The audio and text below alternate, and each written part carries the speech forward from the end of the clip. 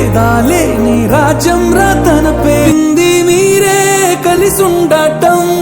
చెప్పింది మీరే పంచివ్వడం చూపింది మీరే గుర్తించడం తెలిపింది మీరే జీవించడం శిక్షగా కాదు రక్షణగా మార్చారు పుస్తకమయ్యే గెలుపుకు నక్ష మీరు పెరిగాడంటే ఒకడు తల్లి తండ్రుల పేరు ఎదిగాడంటే మాత్రం గురువుల సౌరు పదవిని నమ్మిన వాడు అవ్వచ్చు పేదోడు చదువును నమ్మిన వాడు ఎప్పుడు కాడు మార్కుల పట్టా ఎప్పుడు నీ విలువే